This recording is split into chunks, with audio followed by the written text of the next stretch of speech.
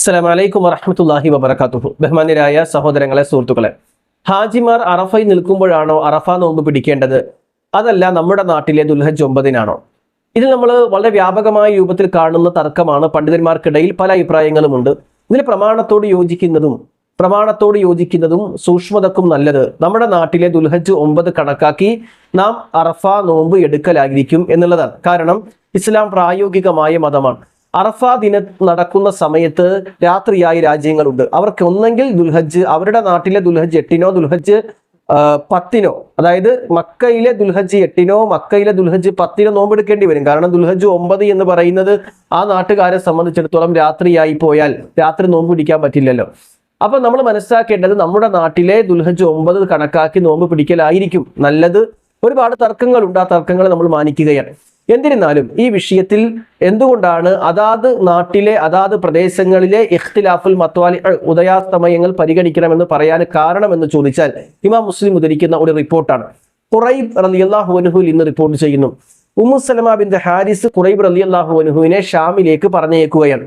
അങ്ങനെ അദ്ദേഹം ഷാമിലെത്തി. അദ്ദേഹം ആവശ്യങ്ങൾ അവിടെ നിർവഹിക്കേണ്ട ആവശ്യങ്ങളൊക്കെ പൂർത്തിയായപ്പോൾ റമളാനിന്റെ നോമ്പ്, റമളാനിന്റെ ഹിലാല് ഷാമിൽ വെച്ച് കാണുന്നു. ഫറായിത്തുൽ ഹിലാല ലൈലത്തുൽ ജുമുഅ, വെള്ളിയാഴ്ച രാവിനാണ് ആ ഹിലാല് കണ്ടത്. അങ്ങനെ അദ്ദേഹം മദീനയിൽ വന്നു. മദീനയിൽ വന്നത് മാസാവസാനത്തിലാണ്. അത് അദ്ദേഹത്തെ സംബന്ധിച്ചിടത്തോളം റംസാൻ മാസത്തിന്റെ അവസാന സമയത്ത് മദീനയിൽ വന്നു. അങ്ങനെ അബ്ദുല്ലാഹ് ഇബ്നു അബ്ബാസ് റളിയല്ലാഹു അൻഹുവിനോട് ഈ കാര്യം ഖുറൈബ് റളിയല്ലാഹു അൻഹു പറയുകയാണ്. അപ്പൊ അദ്ദേഹം ചോദിച്ചു, മത്താ റഅയ്തുൽ ഹിലാൽ, നിങ്ങൾ എപ്പോഴാണ് ഷാമിൽ വെച്ച് ഹിലാൽ കണ്ടത്? അപ്പൊ ഖുറൈബ് റളിയല്ലാഹു അൻഹു പറഞ്ഞു, റഅയ്നാഹു ലൈലത്തുൽ ജുമുഅ, വെള്ളിയാഴ്ച രാവിനാണ് കണ്ടത്. നിങ്ങൾ കണ്ടോ? അപ്പോ ഖുറൈബ് റളിയല്ലാഹു അൻഹു പറഞ്ഞു, ഞാനും കണ്ടു, ജനങ്ങളും കണ്ടു, ഞങ്ങൾ ഒരുമിച്ച് നോമ്പ് പിടിച്ചു. അപ്പൊ അദ്ദേഹം പറഞ്ഞു, ലകിന്ന റഅയ്നാഹു ലൈലത്തുൽ സബ്തി. ഇബ്നു അബ്ബാസ് റളിയല്ലാഹു അൻഹു പറയുന്നു, ഞങ്ങൾ ശനിയാഴ്ചയാണ് നിലാവ് കണ്ടത്. ഫലാ നസാലു നസൂം ഹത്താ നുക്മില 30 ഔ നറാഹു. അതുകൊണ്ട് മാസം പൂർത്തിയാകുന്നത് വരെയോ 30 ആകുന്നത് വരെയോ ഞങ്ങൾ കാത്തിരിക്കുകയാണ് എന്ന് പറഞ്ഞു. അവലാല തഖഫി ബിറുഅയതി മുആവിയ വസിയാമിഹി. ഷാമിൽ മുആവിയ റളിയല്ലാഹു അൻഹു കണ്ട നോമ്പ് പോലെ, നിലാവ് പോരെ, ഇത് നിങ്ങൾക്കും അത് പോരെ എന്ന് ചോദിക്കുമ്പോൾ അങ്ങനെയല്ല. ഹാക്കദ അമറന റസൂലുള്ളാഹി സ്വല്ലല്ലാഹു അലൈഹി വസല്ലം, പ്രവാചകൻ പഠിപ്പിച്ചത് ഇങ്ങനെയാണ്. അപ്പോൾ ഓരോ നാട്ടിലെയും ഇഖ്തിലാഫുൽ മത്വാലി പരിഗണിക്കണമെന്ന് പണ്ഡിതന്മാർ ഉദ്ധരിക്കുന്ന പ്രബലമായ തെളിവാണ് ഇമാം മുസ്ലിം ഉദ്ധരിക്കുന്ന ഈ സംഭവം. ഇനി ഈ വിഷയത്തിൽ മഹാനായ ഉസൈമി റഹ്മത്തുള്ളാഹി അലൈഹി അദ്ദേഹത്തിന്റെ മജ്മൂഉൽ ഫതാവയിൽ കൊടുക്കുന്ന ഒരു മറുപടിയുണ്ട്.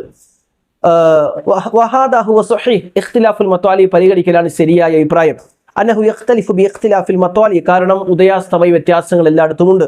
ഫൈദാ കാന അറഫ ഇൻദ അഹ്ലിൽ മക്ക യൗമുൽ ഖമീസ്, വ്യാഴാഴ്ചയാണ് അറഫ ദിനം മക്കയിൽ അറഫ ദിനമെങ്കിൽ, വകാന താസി ഇൻദഹും ഗൈരിഹിം യൗമുൽ ജുമുഅ, അവരിലല്ലാത്ത ആളുകൾക്ക് അഥവാ അറഫയിൽ അല്ലാത്ത ആളുകൾക്ക് ഒരുപക്ഷെ വെള്ളിയാഴ്ചയായിരിക്കും ദുൽഹജ്ജ് 9 വരിക.